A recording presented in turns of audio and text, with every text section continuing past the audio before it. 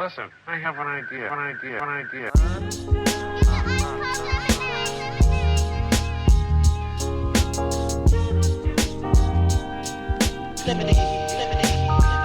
how I feel when you make lemonade.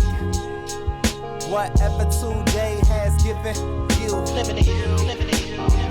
511 headaches, still call it Thanksgiving. True.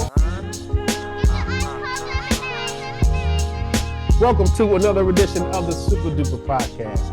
I'm your host, Rob Griggs, here with the super producer, S. McMahon. Yes. What's going on, Rob? How you doing, man? I'm happy that the brother receiving a DXL gift certificate. Thank Yes, you for sir. checking out the Supa Dupa Podcast. We do It's a good day. inside joke. Thank you for checking out the Supa Dupa Podcast. We do not take your listens lightly. Make sure you follow us on all socials, SUPADUPAPOD.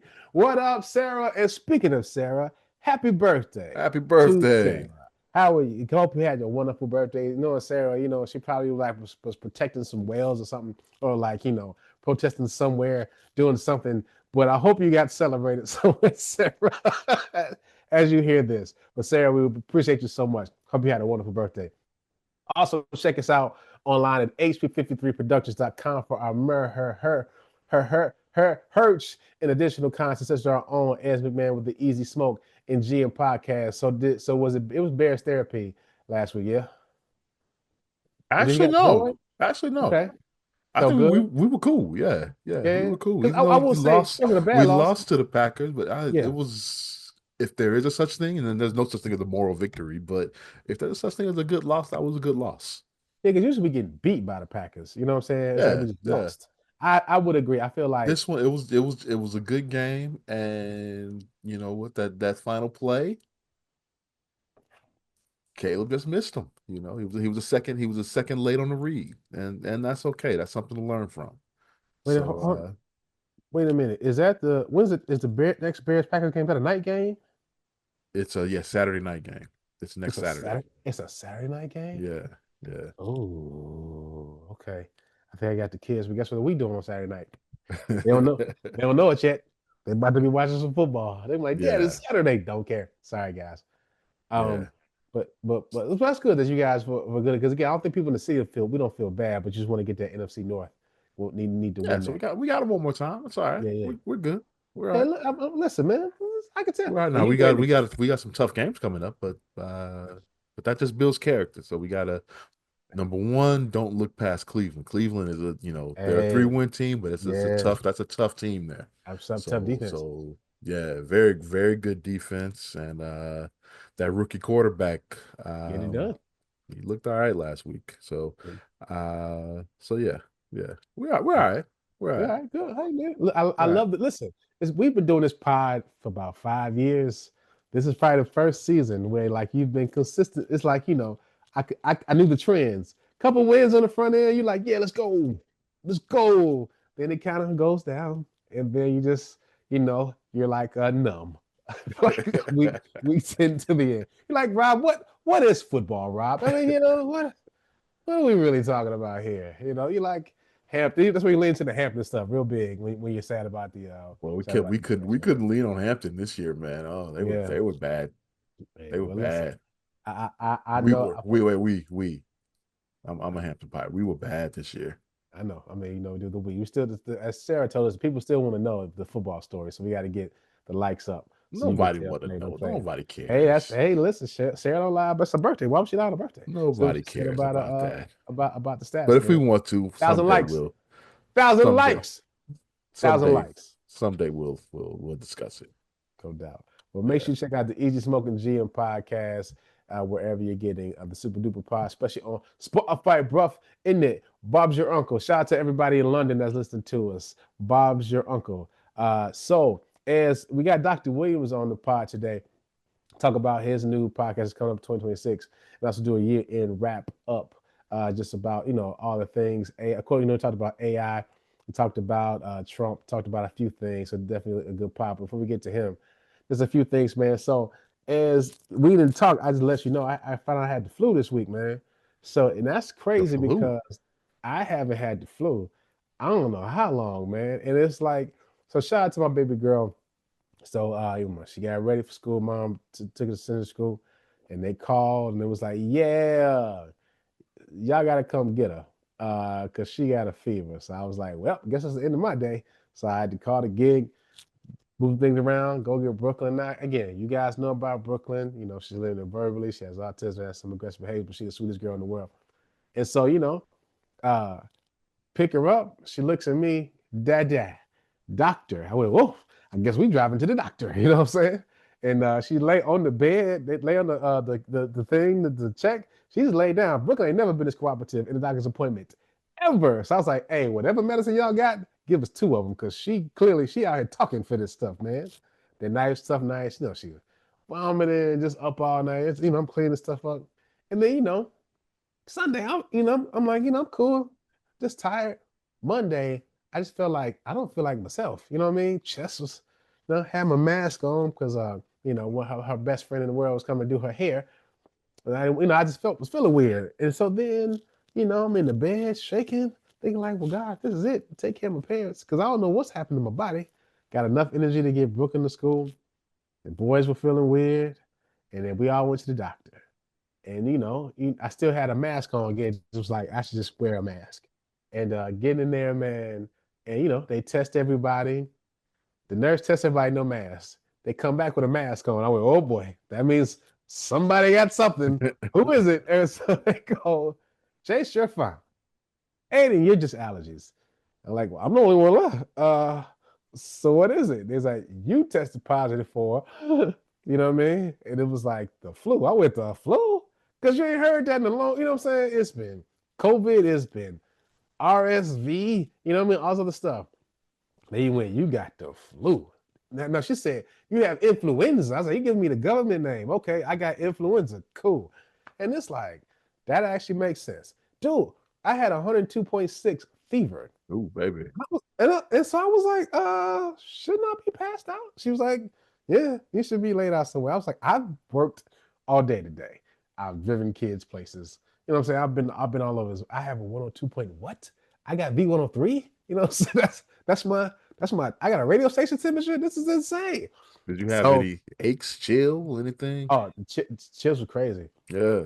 I mean, it's funny because we talked about this last thing a couple pods ago.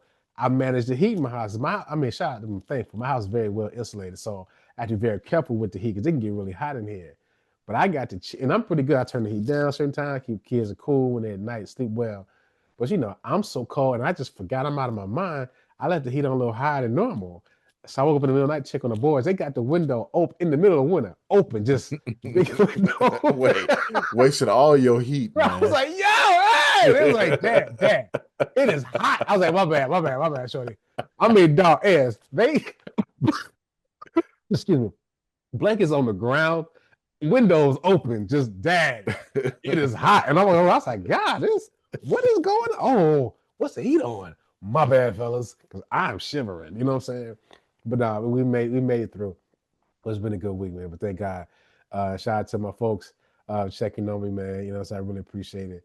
But yeah, man, it's been the flu is nuts. I will say, and I was telling you before, like the only good thing about the flu, like most people know me. I try to eat pretty clean for the most part. I got a funny tongue. I just can't eat everything. No. Crazy. And so, it was like I have to, certain fried foods I can't eat. So, certain sugars I really can't eat. But with this flu, like I can't even taste certain things. So all I've been eating is Cocoa Pebbles and Popeyes, right? And shout out to Sanders on 99th here in Beverly in Chicago, man. It's like that's all I can eat. Sanders barbecue? Nah, I do catfish, man. I'm not really barbecue. But that's what they sell, right? Is that the same place? I mean, they are saying it's barbecue. I don't get barbecue when I go there. Okay, yeah. I was gonna say no. They're opening up one in Hyde Park. Yeah, it's man. I got from there. We did. I catered Mother's Day one year. Okay. It was fantastic, man. It was really good. And I mean, not as expensive as I thought it was gonna be. I mean, don't get twisted. It was a grip, but it wasn't like it wasn't crazy. You know what I mean? I thought it was gonna be like way more than I paid. I was like, okay. I mean, it's still up there, but I'll pay it because it's it was good to go. And but it's good food, man. I say check it out. But yeah. So shout out to the doctors at the urgent care, and shout out to Tamiflu and Tylenol. That's been saving me, man. But the other good thing is you gotta be careful what you pray for. I'm praying for like a break and some rest. And I was like, well, I mean, if you ask. And here I am laid out watching all kind of movies. Dude, I've watched The Roses. Have you seen this on Disney Plus? Have you heard of this movie, The Roses? No. Check that out. I think you might like it. It's a dark humor movie about a married couple. I don't want to give too much away. Okay. Pretty hilarious. Watch Nobody too. I just was like going through each platform and click on the first movie I saw. Have you seen Nobody at all? The Nobody movie? There's nobody. No. It's about a guy who was like a trained killer. His whole thing is he's a nobody. You don't know who he You is, know but who he he comes in and is. tear your town up. I Where's watched that at? that was on Peacock. Okay. Yeah, and then I watched No Hard Feelings again, and Good because movie. we talked about it, because like I told you, I was told we was hating. Well, I was told Uh-oh. that we made Jennifer Lawrence out to be too fine. I don't let that person know you was hating because she fine in the mug. And that movie is pretty. I forgot how funny that movie was. You know what I'm Yeah. saying? It's a Yeah. pretty. It's a silly movie from top to bottom, man. But something I watched that I just didn't realize I would enjoy. I don't know if you check it out. Is the Vince Staples show? Have you watched this? I have not seen that. You watching all this stuff I haven't seen yet. I haven't even heard of. Hey, man, me neither. I feel like Vince Staples is a guy that if we were in our 20s, we would know all of who he was. You know, we would know everything he doing. You know what I'm saying? Okay. I just feel like I'm probably aged out of the Vince Staples demo. Like you got to be kind of, but I mean, I've seen him in movies and when I know he started out, he's a rapper, man. That's his first gig, but he's done some acting, what have you. And I think he got a special deal like with his deals and his shows.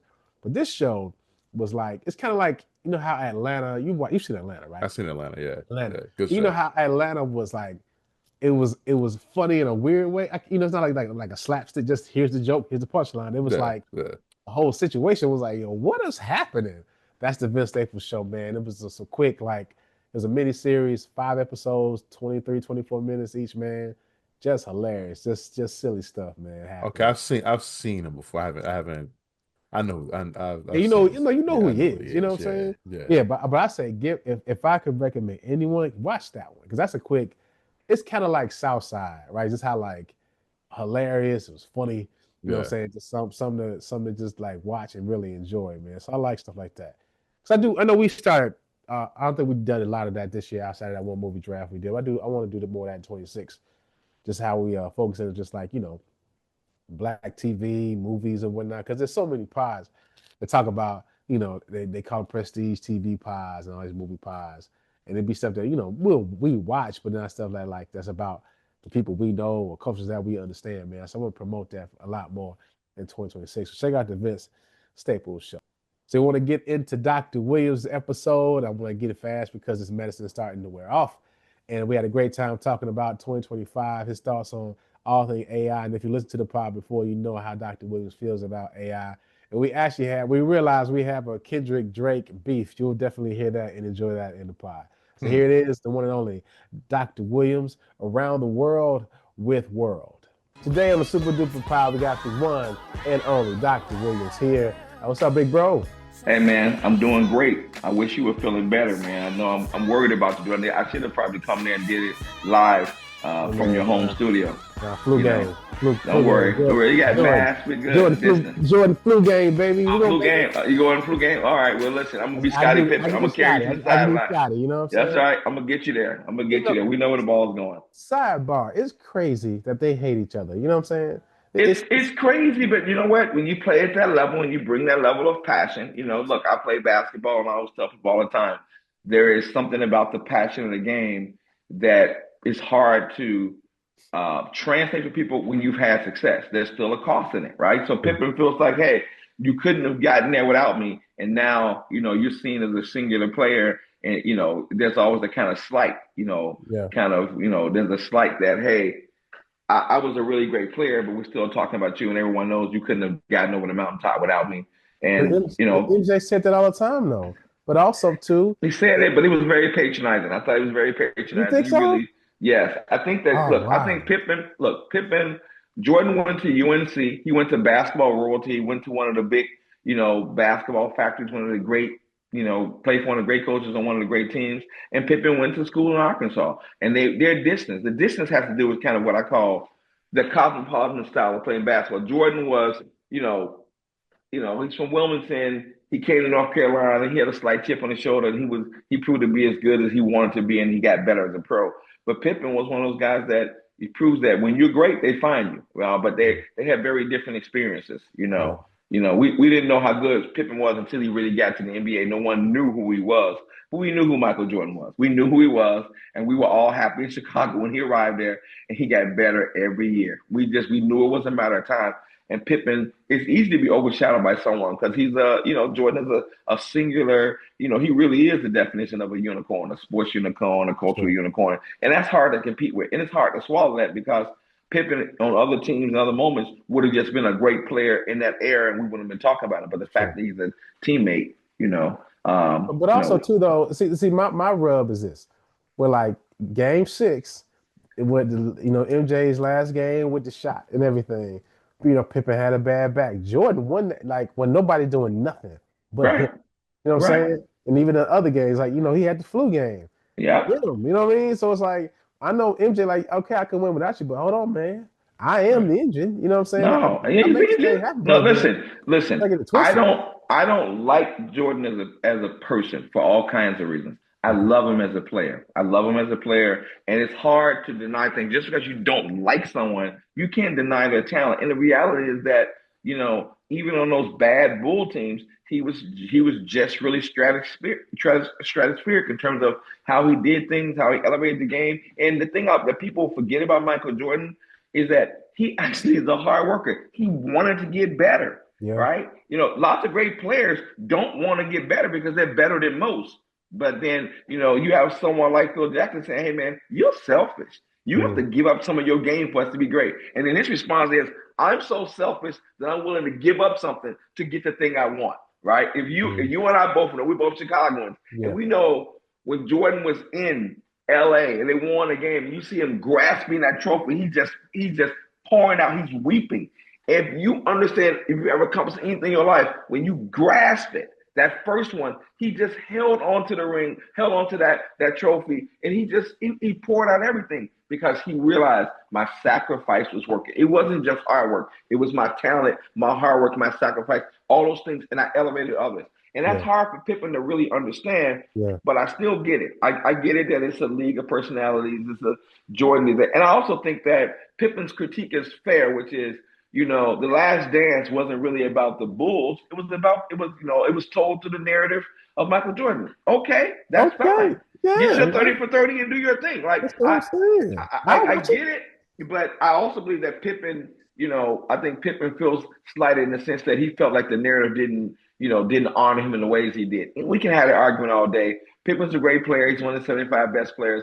But guess what? The best player is Michael Jeffrey Jordan. Okay. Listen, the best player is Michael Jeffrey Jordan. Now we can talk all day. Now I would probably, if I had to vote, I might pick Kareem as the all-time great for all kind of reasons. But we would be comfortable selling on Michael Jeffrey Jordan. We really would, right? And that's the thing you can't get around. Like, you shouldn't be comparing yourself to Michael Jordan, even if you're Scottie Pippen. I think he saw the things he saw, and we saw it too. I mean, I spent a lot of time watching games live, watching the Bulls over their run and beyond that. And, that's not the comparison you should make. And then I just think at the end of it, in the post-career stuff, it's weird to have the dynamics that happen between Jordan and Pippen and the son, all that kind of crazy stuff. I don't get into that. That's what it really is, to keep it a buck. But that's neither here nor there. So thanks for checking out the Sports Pod with Robin Dwayne. Hey, thank you very much. Thank you for coming to our TED Talk, focusing on race and sports. Keep it hot, baby. Keep it hot all day. But appreciate you going down a rabbit hole. Mm-hmm. But want to have you on to one, so people can see you in a different light. I know we're always talking about just more topics, and we're still gonna get into those today. We want people to understand that you are a man that knows about a lot of different things out there in the zeitgeist. And we'll do a 2025 wrap up. Because it's pretty much the end of the year. Shout out to Christmas, shout out to New Year's, and all the other holidays. And want to make sure we kind of talk about just the 2025 in certain categories and spaces in totality. So we're going to start with just the administration right now, because you made a point about 2025 and Trump was testing the limits. Can you speak more about that? Listen, I think that one of the things that Trump learned was that the second time was a charm for him. And what he Mm, figured out when he was in the wilderness and really staring down the real abyss of having some political consequences was that if I get the ring, if I win again, if I can get back again, I'm going to know what to do. And while there's nothing that Trump has done that's been surprising to me, I'm on the record, on the pod talking about it. He's done the things he said he would do. yeah. And we don't like those things if you're a politically progressive person like me. But there's nothing that he's doing that's surprising on the economy, on immigration. He has responded to his base. He's publicly said he would do those things. He's challenged birthright citizenship. He's taken the economy where he is. He's taken us in terms of foreign policy. But what he's done in every area, whether that's trying to take on something like Doge, is they made a very intentional decision to say, we're going to see how far we can go. We're going to see how much damage or transformation or disruption we can have. And then guess what? We're going to make the court, we're going to make them challenge us, limit us. And if we're successful, even if the Democrats seize control again, the reality is it'll take them some time to fix the things that they say they don't like about our policies. They're pushing the limits. Two things are helping them: an extremely weak, toothless Congress, and then I think more troubling for me is the role that the courts play. Right? We Mm, have three co-equal branches of government. I've taught this forever. This is civics, social studies, history 101. And what the president did was make me a liar. He said, mm, hey, you know what? We don't actually have three co-equal branches. I don't know about, this isn't Madisonian democracy. This is yeah. Trumpism. And there's one branch of government and everybody falls under it. So that strongman approach has kind of disrupted our system. So Yeah. presidents come and go. Presidents belong to their parties. The presidency belongs to the American people. I've said that over and over. And what Trump is challenging is this idea that guess what? The presidency belongs to Donald Trump as long as he's sitting on the throne, right? So Mm, we say no kings, but guess what? He's testing, and I wouldn't say he's passed the test. I would say what he's done is really pushed us to the extreme and forced us to figure out again what's the price we want to pay for the country we want to have. Even people who supported him. So we may not support him. I certainly don't support him, but I believe that he's been consistent. He's been transparent, explicit, and consistent about what he was going to do if he got access and could run the executive branch again. And all across 2025, from the very first day, from the very first week, who he pardoned, the kinds of proclamations that he made, presidential executive orders, they all were consistent. Now, we all talked about it. If you go back to 2024 and you go back earlier in the presidency campaign, we talked about, oh, there's going to be this, they've got this blueprint and people should look at it. And people thought, oh, well, I don't have time to look at a 800-page document. But in that document, they were consistent. They went through and mm, said, Mr. President, this should be the focal point. This is what we yeah. should do. Yeah. So, that's presidential power. But remember, three co-equal branches, but now we're down to one. And I don't like the look of it at all. And see, my thing is, it was always like, you thought about the president. You just figured a president can only do so much, right? The law, the country will like, oh, hey, put a stop. But it's feel like he's like, what y'all gonna do? And it's like nothing. Right. Actually, we can't do it. And it's like this is how it's always been. So it's really just been this like gentleman's agreement almost. But see, I wouldn't say gentleman's agreement. I think the reality is that people took the idea of citizenship seriously in the sense of it was common, it was normal, it's a natural order of things to challenge where appropriate. There's the idea of respecting the office of the presidency or the court or the yeah, branches, and then there's the idea that some people say, you know what, I'm not going to respect tradition. I'm not going to respect these institutions. The reason that it's failing is that our system is set up for this kind of reciprocity of checks and balances and reciprocity of respect of the institution. But if somebody comes in and their approach is, I fundamentally have disrespect for everything that's not related to my desires, when I can actually become truly bigger than the country and more important than the country, people don't know how to respond to that because all the people who spent their careers trying to argue back and forth, they're still arguing fundamentally that the system is a sound system, it is a legitimate and credible one. And now what we've seen is that we've exposed that the wizard actually has no credibility and that our systems can be tested, but they were tested still with the idea that at the end of the day, we had a system that could fend off, could stop the momentum of a tyrant. Because top of the middle, somebody who was a king, and then what we didn't plan on was that people would challenge, that people would lack their public courage. So this is about courage. It's not about the system works when we have players who are playing the game. But if somebody is basically playing the game, saying no matter what you do, I'm going to cheat, right? You put 12 men on the field in football, or six people on a court in basketball, or something. So that's how I'm going to play basketball. Everybody goes along.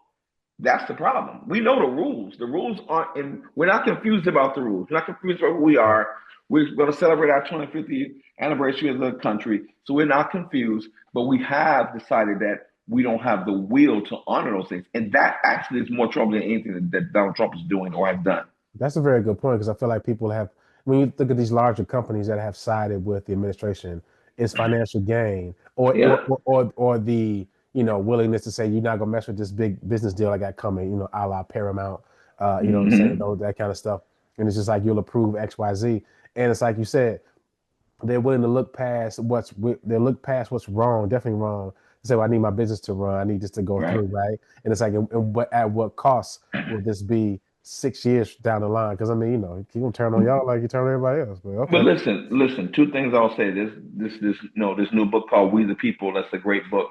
I always tell people, if you learn anything else, learn about the idea of popular sovereignty. That the power of government comes from the people. The problem is that if you wanted a CEO of a company, you don't have the notion of popular sovereignty. You have shareholder value. You have a fiduciary obligation to maximize the needs, maximize the profits and the gains and the interests of shareholders. Those are different. So you have people who, on the one hand, argue that the power of government and its legitimacy draws from the people, but you have people who actually are impacting, shaping, and literally having their presence felt in the government who say, well, at the end of the day, it's not about popular sovereignty. It's about shareholder value and responsibility and our obligations. That's a conflict.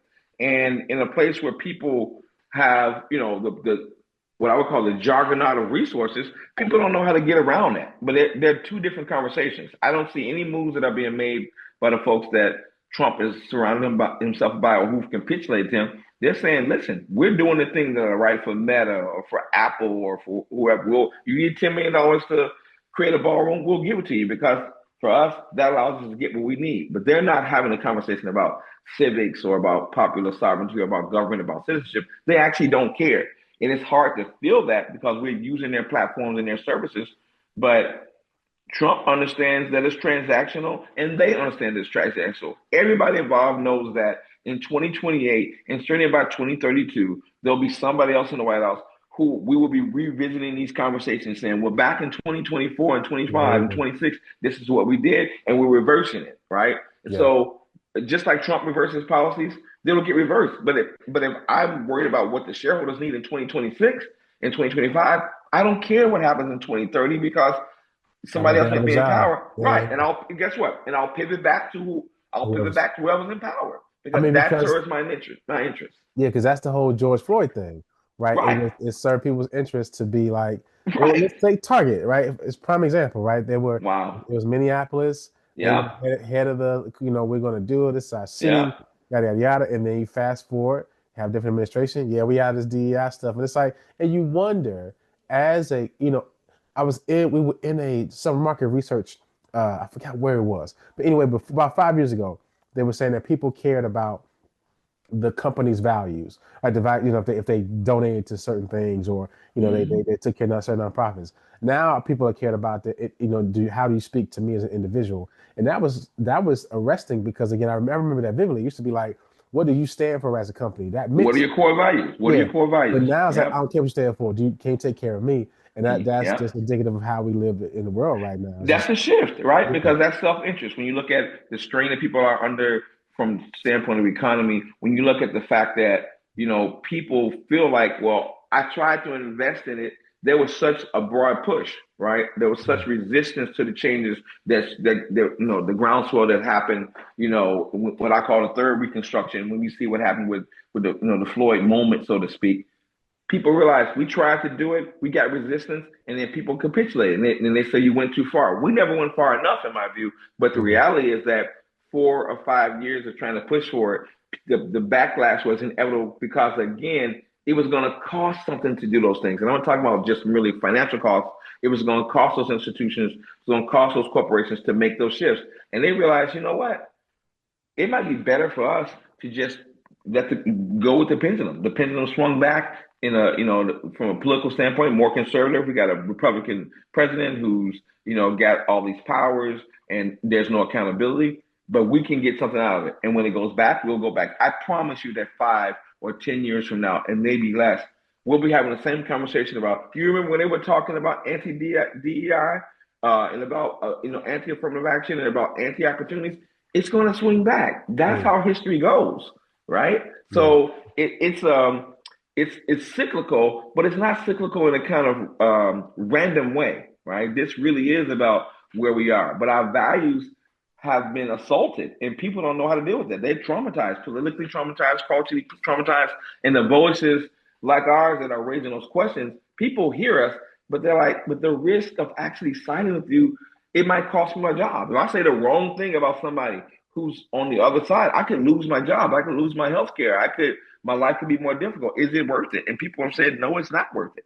It doesn't mean people aren't challenging it. I don't believe that the Trump's kind of presence, his impact is total or complete, but it is heartfelt. It is real. It poses a real threat.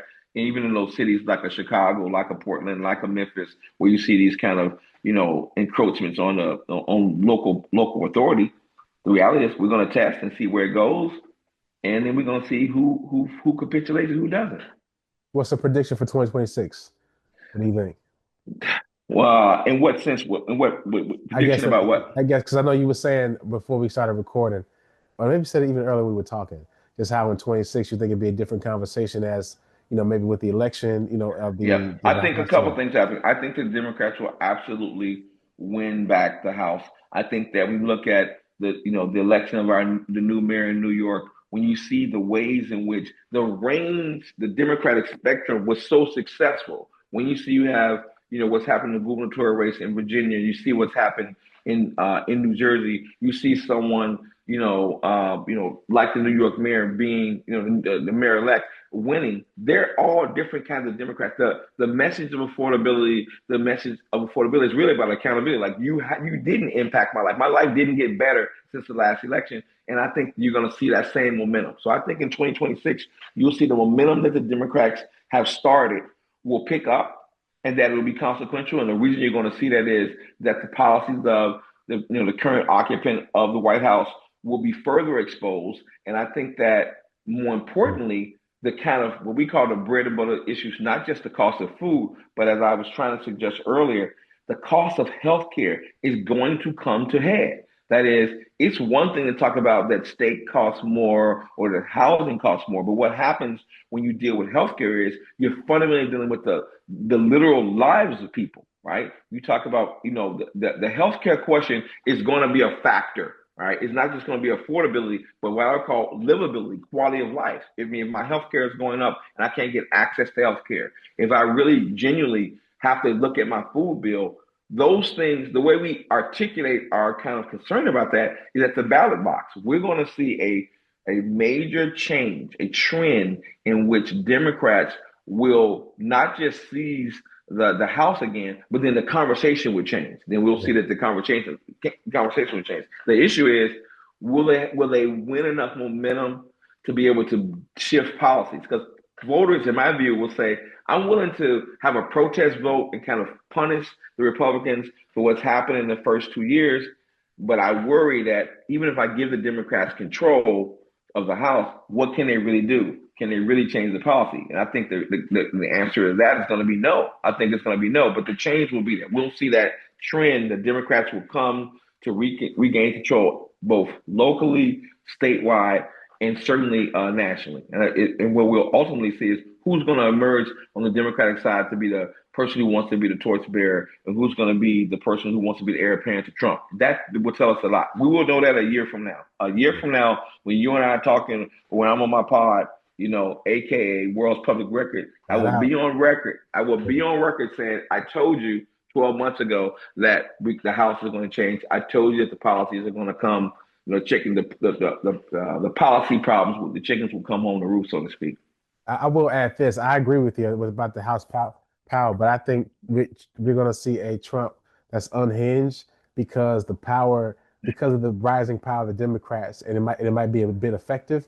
I think that'll make him like really just start going ham. You know what I'm saying? It'd be like, yo, he wilding. You don't think he wilding now? Yeah, but the problem is when he's essentially after the elections, the next set of elections, he's essentially a lame duck. He will do as much as he can. Remember what I said. This is about causing damage and then seeing what you can get away with, and then forcing the other side, digging a hole so deep that even if you got control, right? To me, it's like if you rob somebody, it doesn't make a difference if you have to pay them back at the end of the day. If you steal $1 million and all you got to pay back is $500,000, you still come out ahead. Trump's view is, you know what? The Democrats might get power, but I'm going to really cause so much damage in all the institutions, in American society. They'll be spending most of their time repairing. They won't be able to do anything new because they'll be trying to repair the things that I've changed or that I've impacted. So, I think that Trump is still going to be consistent. He is still somebody who is not politically, emotionally, intellectually reliable. And that's not going to change. So he will look down the barrel and say, you know what, I got 24 months to be president and I'm going to do the things I'm going to do. But he's already secured his future in terms of the deals he's made, his family has made. So I think the whole point. Right. He ran to protect himself, and guess what? He got the protection, and then the Supreme Court basically turned around and said, you know what? As president, literally, you have all this power, and that the level of accountability for the executive branch has changed. So now he's done the thing he wants to do, which is, again, make sure he's okay. The country may not be okay, but he doesn't care about the country. He's okay. And you have to just, accept the fact that that's who he is. He is his record, if you're saying football and sports. Trump is his record. That's, to me, he's the epitome of that kind of cliche. Yeah. So let's switch gears a bit, man. We do 2025 wrap up. Let's go with music next. You don't want to do that. Why are you doing this? We just discovered that we got a beef because you are Kendrick Lamar. Because you said, talk about Kendrick Lamar. I said, I'm a Drake guy. You were ready to just like. I really almost, you know what? If you weren't family and if our relationship wasn't built on love, this would be the end of this podcast because. This is turn the TV off. That's what I would say. This is the moment where you turn the TV off. Listen. Let's not get it twisted. Mm-hmm. Kendrick smoked him. Kendrick cooked him. Right. Okay. Cooked him. You know what I mean? Right. It's not even close. It was a romp. It was a rap. What concert I'm gonna go to? I'm going to Drizzy. I'm going to the Drake concert.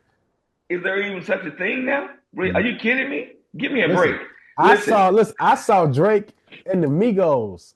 Wow. 2018. One of the best shows I've been to, man.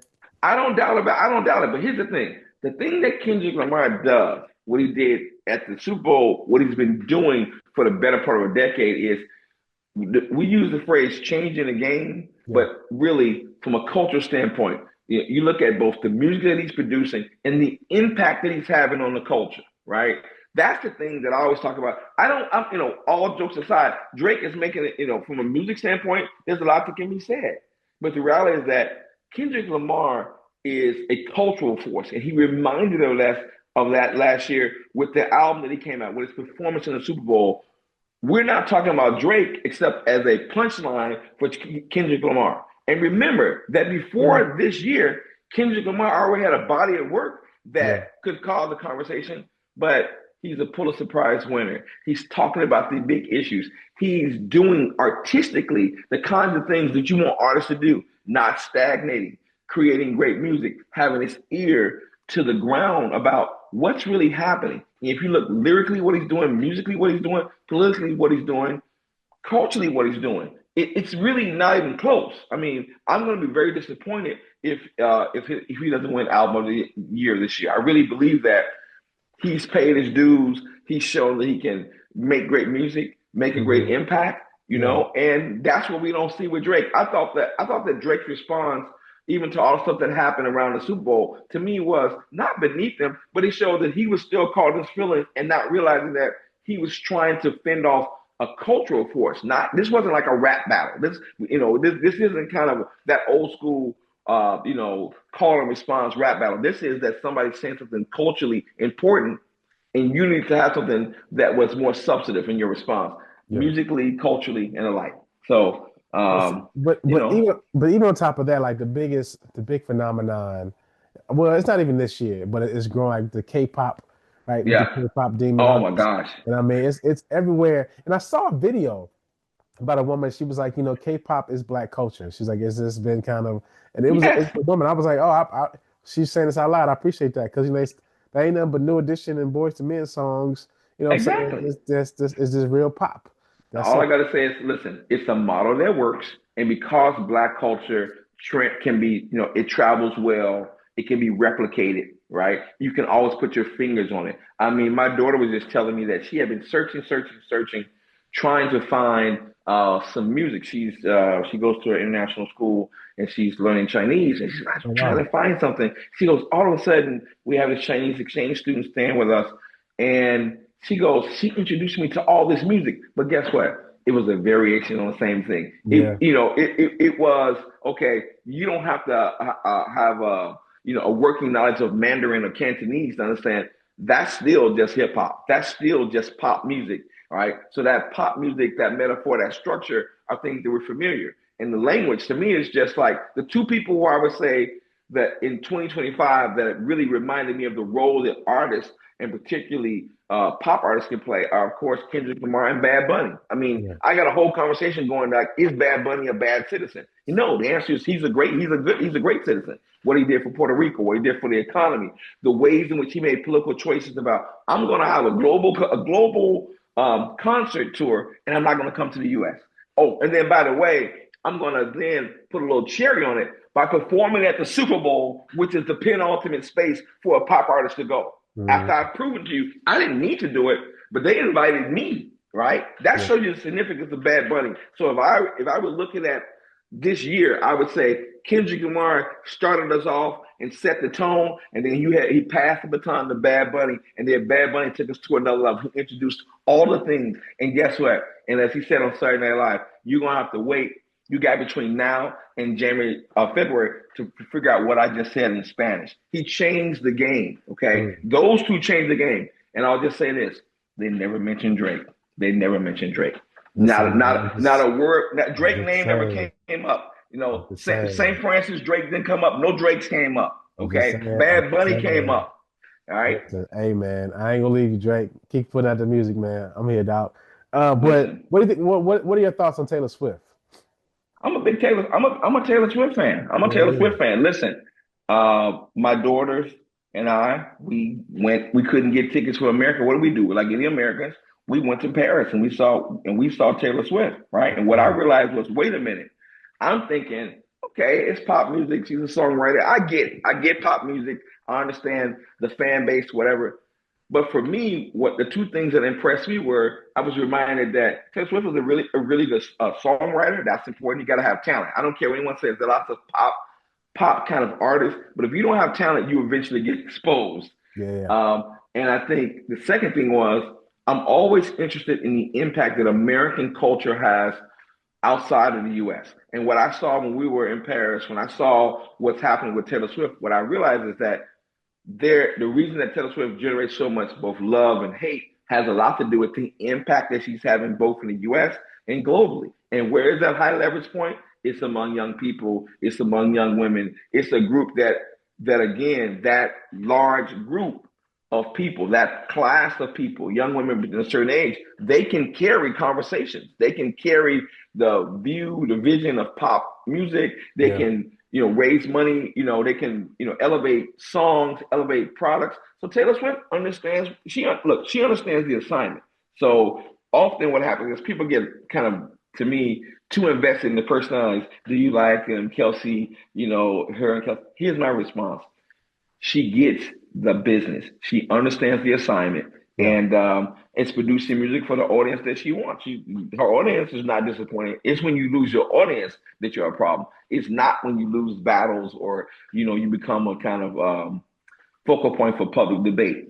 Yeah. So no, I'm a Swiftie. I'm there. And we talked about this last week no, a couple weeks ago, just about how is hip hop still like the number one genre for people in music? Because it used to be a time like when we were talking and growing up in the '90s, what have you. We hip hop was more a cultural thing. It was like Right. you were hip hop, and now hip hop is like it's just like it's music that everybody like everybody listens to.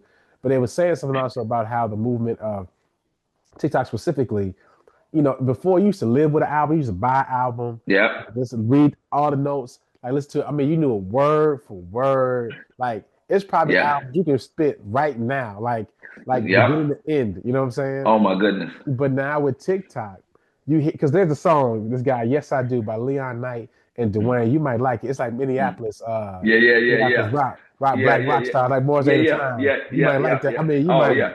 you might dig it, Hey, man. I might I'm send it love to it. you. Send it to me.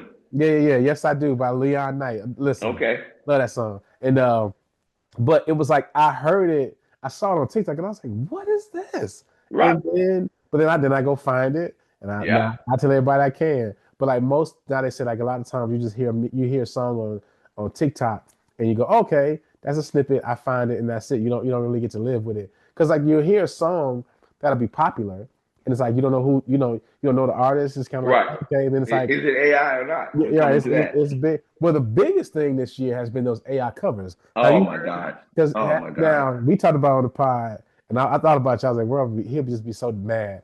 You The lucky to have a call in part. I would have called in and complained. I listened to y'all they crazy. had Michael Jackson Thriller album as Trap Soul, Yeah. and Crazy. it's nice, It's man. You gotta check crazy. it I out. know. I Check it know. out, I man. know. I Yeah. know. Listen, again, as I've been saying to many people, AI Mm. is either a tool or a toy. To the AI As a company, toy, quick. listen, Get right to it. Yeah, as yeah. a toy, it's great. As a tool, it's got some deeply problematic policy implications. But as a toy, it's great. Generating music, generating artists, all the stuff of hey, we're gonna technologically construct an artist. But again, I've argued that AI is a large language model that everyone knows. And guess what? So it's drawing on the known world to generate stuff.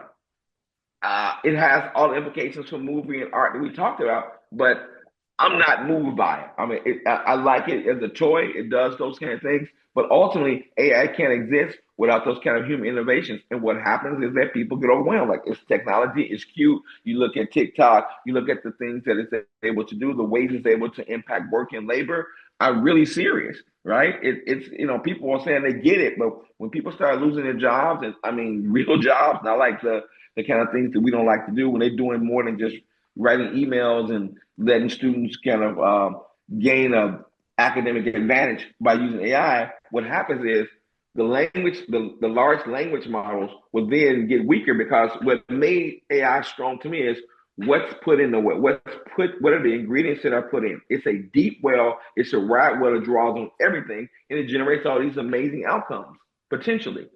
But the amazing outcomes, like every other technology, has some implications and some impact far beyond what's intended. And that's the thing that we don't want to deal with. We don't want to deal with that until we have to deal with it. It's like climate change. We know we got to deal with it, but we don't really want to deal with it until it's so urgent that we have no other choice. AI is in that range. It poses a kind of existential threat to the way we do things. And we got to figure out how we want to manage that.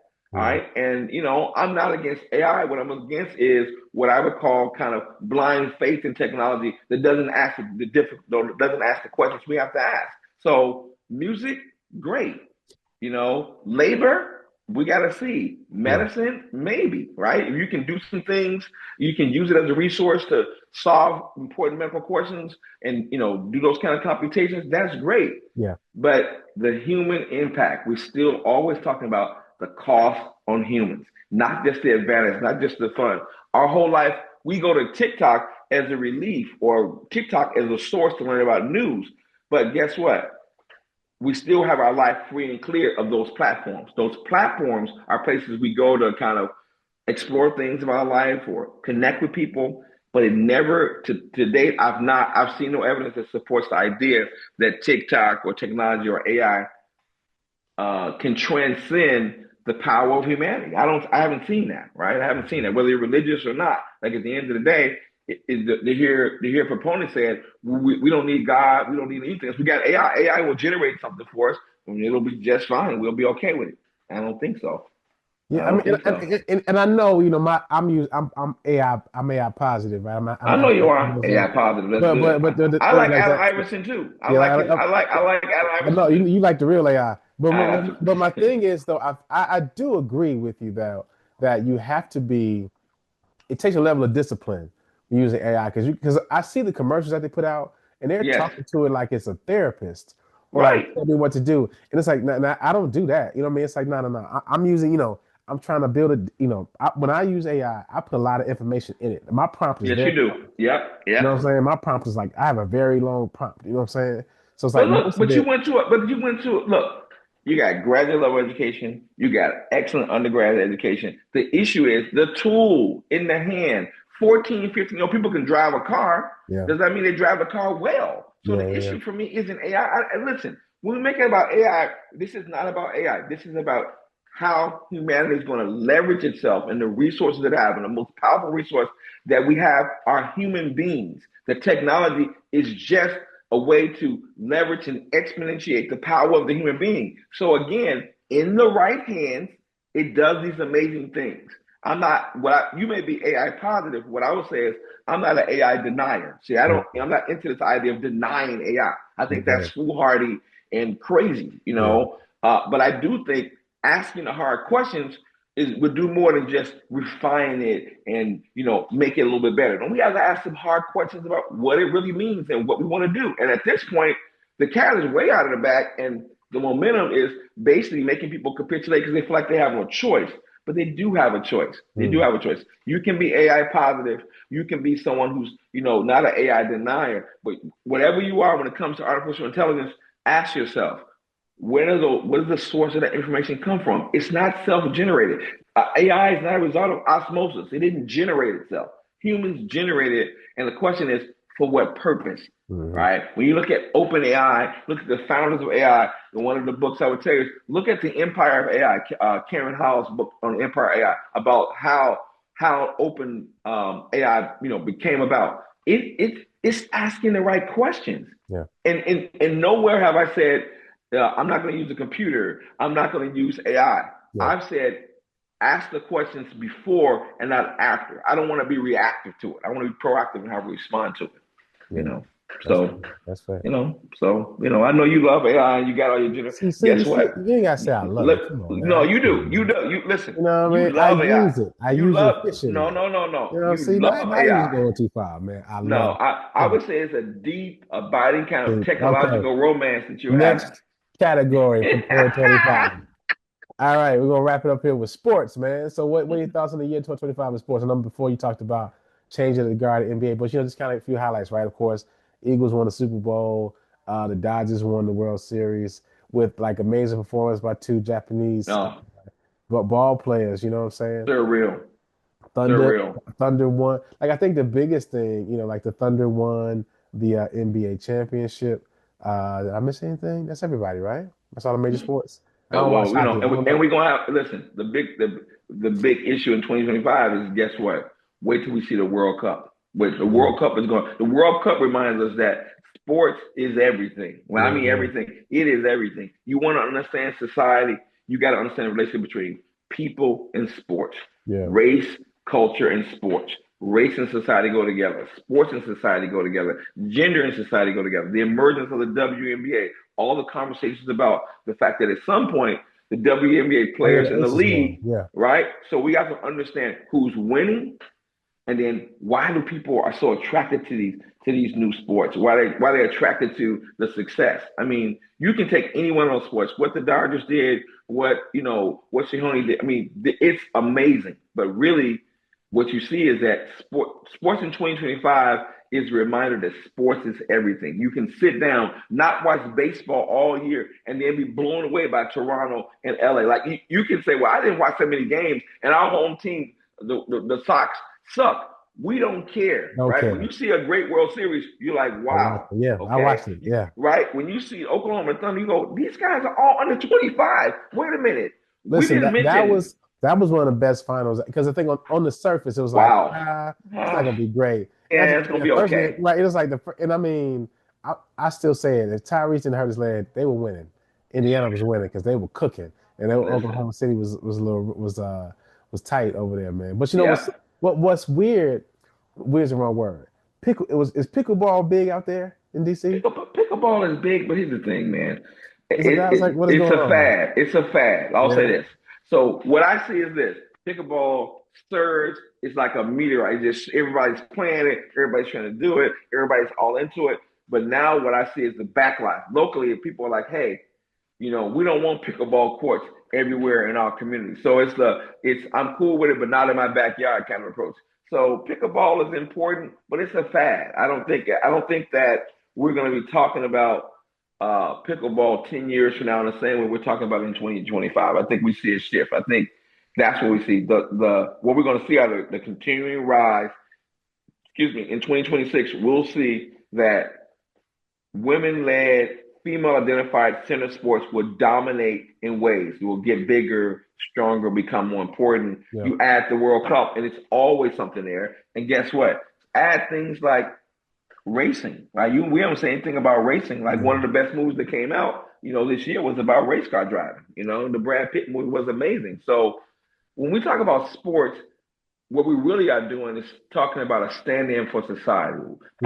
What's the way we can glean some insight in what's happening in our world, right? So politics is kind of like a third rail. You talk about it and people are kind of, their strong views about it. But what sports does is allows us to have a common ground to talk about big issues. So do we love our teams? Yes.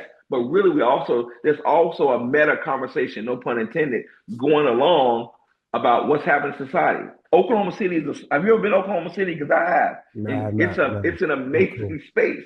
The NBA champions in Oklahoma City, right? That says something. But then you look at two global cities like LA and Toronto playing for the World Series. Like so each of those sports tells us something about society, about business, about what things we value. And that's a really telling sign. Here in the DC area, it's hard to not find a sport that can connect you. We see that cricket is getting big here. We see all these other, yes, it's huge, right? We have a professional cricket team, that's here, in the DC area. So when I say sports, I'm just talking about the traditional ones that maybe you and I grew up with when it was, 2, 5, 7, and 9. You just saw the sports you were on TV. You're seeing, we're introduced to sports not just because of the platforms, ESPN and Fox and all these other sports. It's that the sports are also drawing, the kind of impact and influence. I mean, look at what's happening with Messi down in Miami. I mean, I could never imagine that a South American global icon in sports would come to Miami and literally elevate the league. Okay. Very true. And conversely, an American-born Dennis Rodman daughter could elevate a women's league. Yeah. I'll say this again, Rob. Sports is everything. It's not just about the sports. Okay. It's about larger questions, and that's how you get them. Because to your point, the unrivaled league, the 3-on-3 women's league. Yes. January, and that was more a direct hit at the WNBA. Like, y'all could pay us more money if you wanted to. Right. So we can do it. I'll start our own league. And I mean, league contract money. Look, that's business. Find a business model that works. And now you got all the platforms, and now you got all the ways you can expose people in ways you couldn't, right? Yeah. There have always been great female athletes. That we've never had a moment, in modern, defined broadly, 1900 to 2025, where we haven't had great female athletes that people wanted to see, and they saw them. It's the platform that allows us. We basically put to rest the myth that women can't be great athletes, that people won't watch them. We're done with that. Now it's like, what's the business model? Look at how much those franchises in the WNBA are selling for. The soccer leagues are selling for. That value is an indication that people are interested in from a business standpoint, but also from a cultural standpoint. Absolutely. We talked about one thing before we started recording, because you made the comment about how sports gives us a look into like other parts of our lives, right? It's about the change of the guard in the NBA, and it's like I've been watching NBA most of my life. Shout out to my sister Xanthi. She's the one who put me on to watching we watched the finals, and she was so excited. I never forget it. And she took me to the rally. I've been hooked on it ever since, man. And so all that to say is this is the first time. I mean, I know there were guys who like were older, just playing like it's like Kevin Willis, right?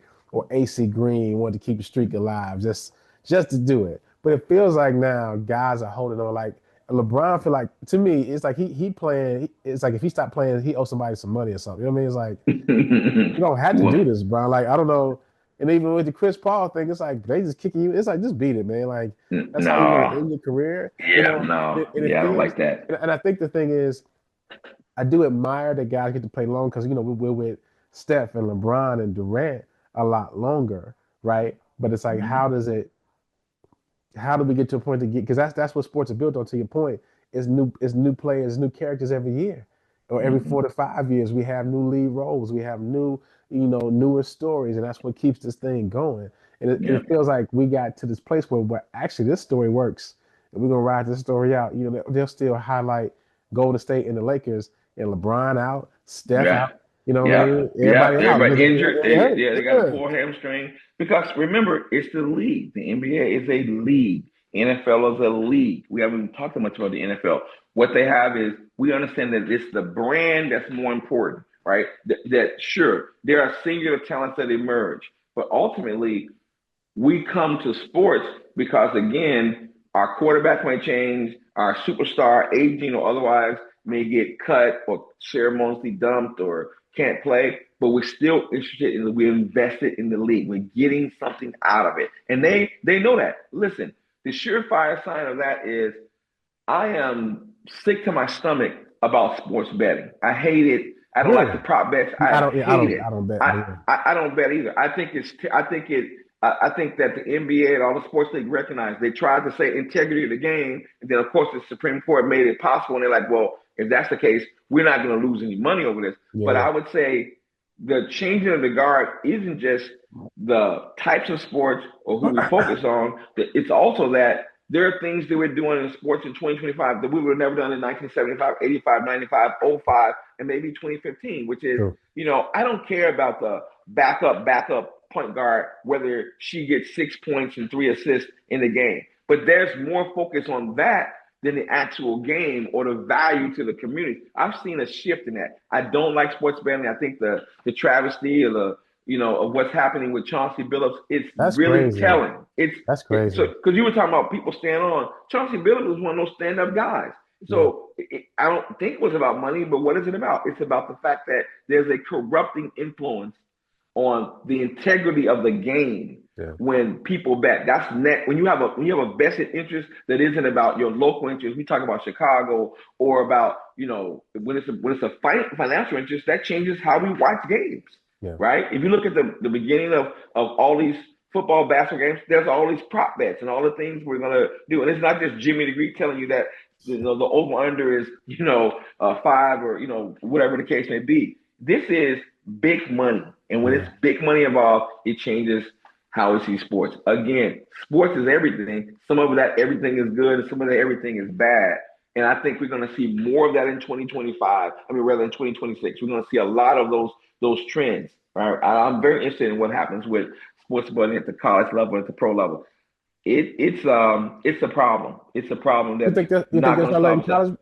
Think they'll start letting college bets go? I guess they do bet on college games now. They, So listen, yeah, there've been a lot of issues about this, the whole conversation ongoing, top bet especially in season. the Big Five. In the football, in the basketball. I mean, kids are getting called like, "Hey, I need you to make sure that you're making free throws and not making free throws, and that you get 5 points or 12 points or 4 rebounds." I mean, these are college students, so I love image and likeness and the ways that college students can make Yeah. money. Yeah. But I hate the idea that we're looking at Duquesne and Xavier basketball game, and their lives are dependent on in a way that people are not just who aren't professional gamblers, but the average person is able to sit at his or her home and make prop bets that impact how they see the game. Do they really want to watch the game? Are they really interested in it? No, they just want to know if they can, win their parlay.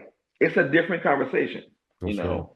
No, so I don't like the Las Vegasization of sports. I think it's really bad. It's really bad. We're gonna see more of that in 2026. So two quick things we got here, man. It's book time. So It's always book time. what books do you recommend for us, sir?